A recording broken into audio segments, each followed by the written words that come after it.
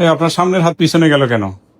হ্যাঁ হ্যাঁ, আবার সামনে আসছে, আবার আবার আবার দেখি, এই ঘুরে গেল, আবার ঘুরে আসলো। এই ভদ্রলোক আসছেন সুদূর সে সমতল থেকে পাহাড়ে। উনি এসে আমাকে একটা জিনিস দেখিয়েছেন, দেখান তো কি যেন।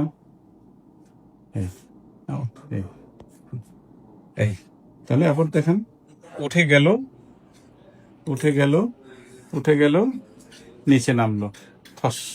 হ্যাঁ, একটা তাহলে তার এখানে ভাঙা আছে, ও এখানে তার অপারেশনের দাগও আছে। হ্যাঁ, জি স্যার। বলেন কাহিনী কি বলেন। স্যার 2বার অপারেশন করেছিলাম। প্রথম অপারেশন করেছিলাম, এটা হচ্ছে না আপনি কি দশাইছেন? স্যার আমি না, কিন্তু আমি মিশু গাড়ি চালাইতাম, তখন এক বড় গাড়ি আইসা আমাকে মেরে দিছে।